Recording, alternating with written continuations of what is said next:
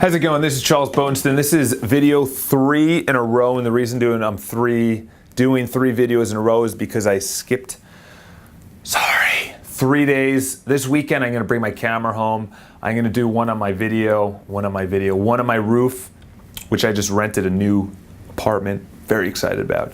Sunday I'm going to be doing another one, maybe watch the Jets lose, because that's obviously the fun part of watching the Jets, New York Jets, lose in football.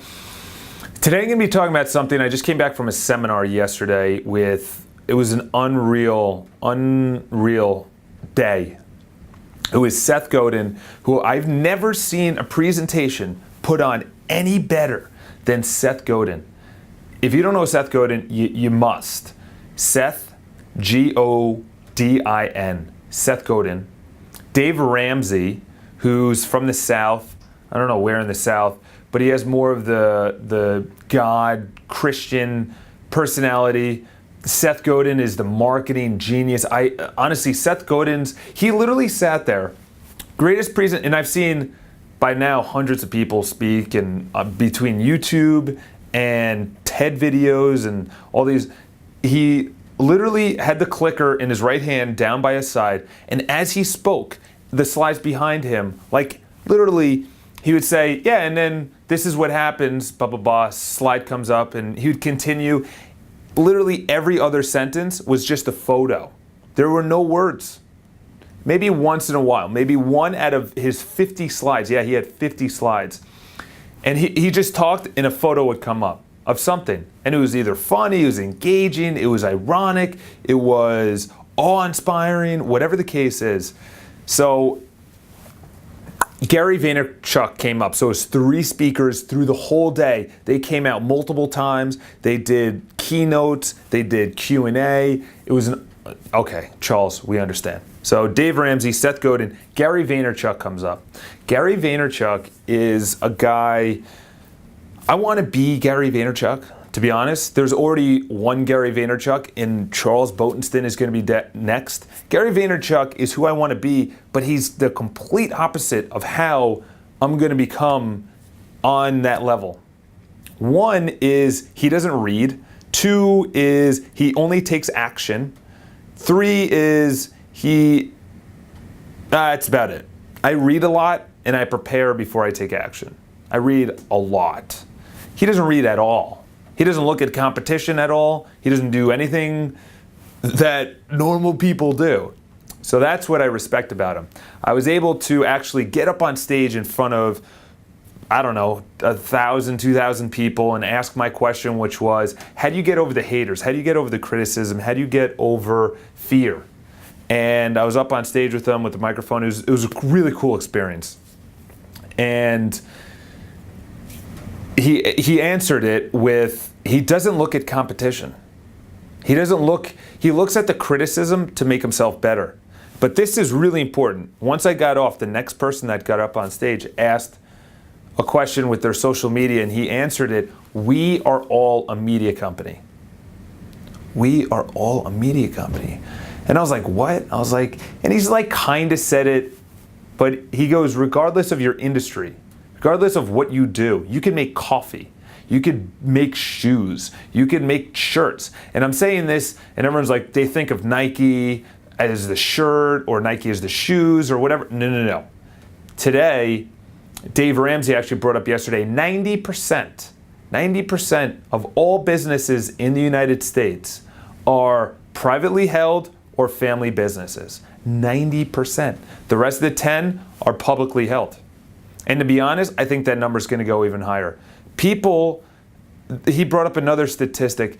The top something businesses had a net job loss of, I think, 2 million in the last 5 years. I don't know. I'm like butchering the statistics, but the top 100 companies or top 500 companies had a net job loss of 2 million. However, every other company, which is small business, which I am, which all those speakers are, had a net increase of 18 million jobs. So that means we're going from a big corporation to a entrepreneurial, sole proprietor, joint venture kind of deal. So why is that important? If we're all going into that space where we're all our own business, and we are also our own brand. Your brand is dictated when you go out. They know exactly what my friends know exactly what they're going to get when I show up. I'm going to try and make it fun. I'm going to make it positive. I'm going to try and make the conversation so I ask questions that I learn something. They know that. They know my brand. Okay, so your brand is an extension. So it's your personality is an extension. So your personality forms your brand, which that brand is then translated publicly on social media. Think that one out. There's people's brand that continuously promote themselves. There's people that continuously ask for money on charity. You know that brand. There's people like myself that love photos. I don't type anything on Facebook. I don't share any links on Facebook. All of my photos come from Instagram and go straight up to Facebook. And then I tag those people. I love photos. I know photos. People love visual photos. People love visual. They need to see visual things like concrete. They don't like forming the photo if the photo can be already there. They don't like reading text and then making the photo. So you are all a brand. When you go out, your friends know who you are. Your social media is your brand. That's who you are. You are brand you. That's actually a good .com. I'm going to look if that's available. I should write that down. I'll remember it. So he says you're all social media, or you are all a media company. Unbelievable statement. So I started thinking about it, and as he dove deeper, he said, say you are a coffee shop. I met a girl yesterday at the event, and it was actually north of here in Lincoln Center, and she, I think, imports coffee and then sells it to coffee shops. She is a media business. How is she a media business? She films videos of beans, the different types of beans, how to brew, where to go to get her shops, where in the area. Like she did a video on the area that coffee shop is there, that she sells it to. So of course that coffee shop is going to like it because she's filming the coffee shop, but she's not selling the coffee shop. She's selling the area. She's selling what coffee does for you in the different types of coffee, whether regardless of the country, Colombia, overseas, I think African coffee. She said the different roasts, how you actually roast it matters, and she does videos on that. So she's not actually selling her coffee, she's giving content and context to coffee.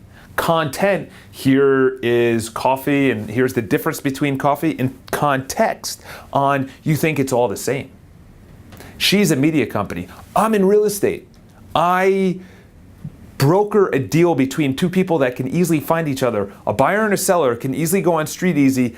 The seller could sell, the buyer can find it, they make a transaction. I literally broker something that can easily be done without me.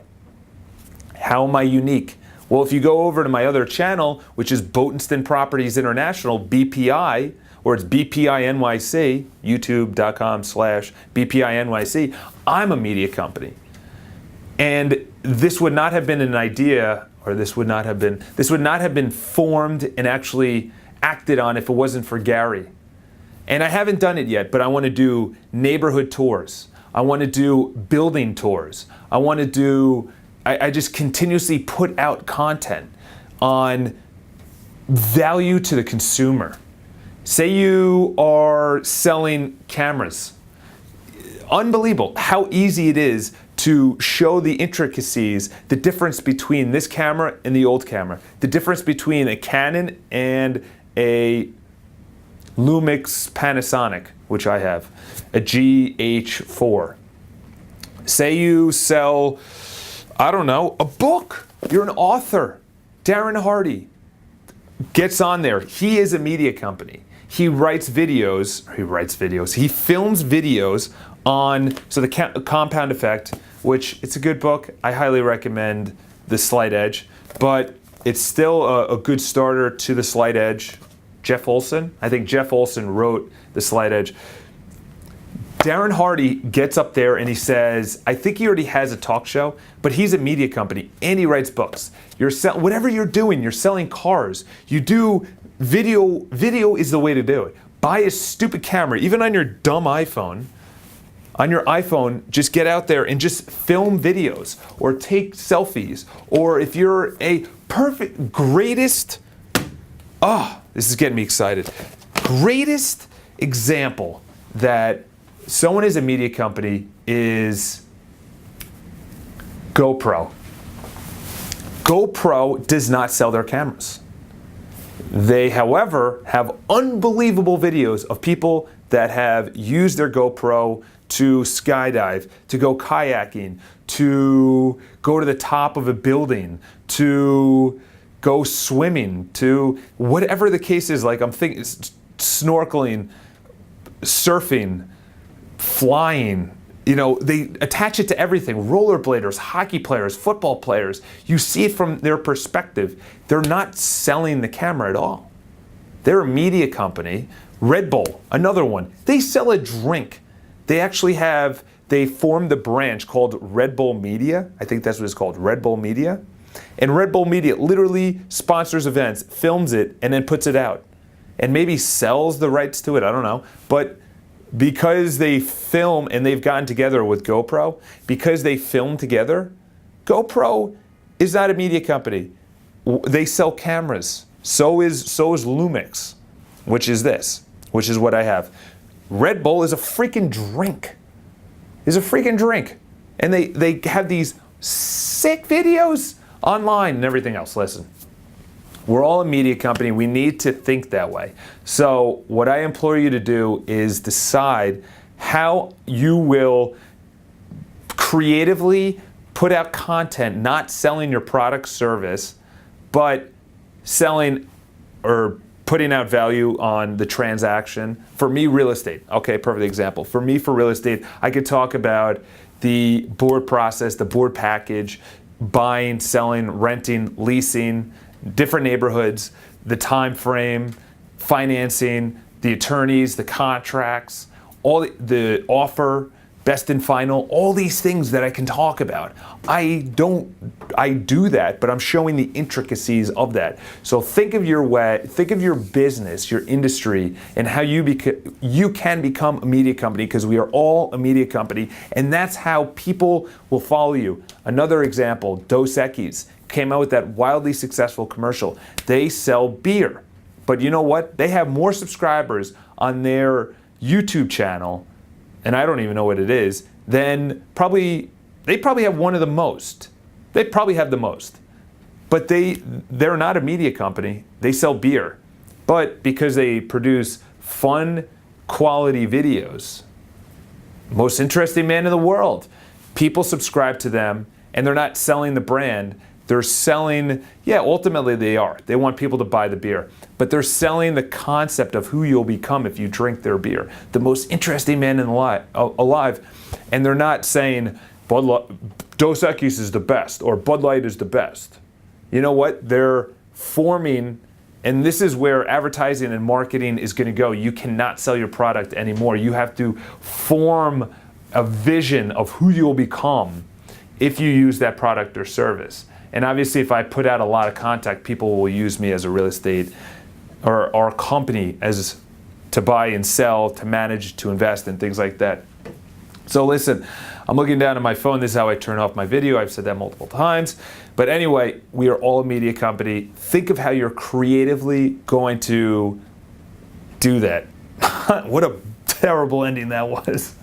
That's your call to action. Anyway, until the next video, I'm going to be doing my apartment video after this, and then on Sunday I'm going to be doing somewhere in New York City. So until next video, I'm Charles Bodenston. Subscribe and follow me on Instagram. And it should have gone off. The function is not available during video recording.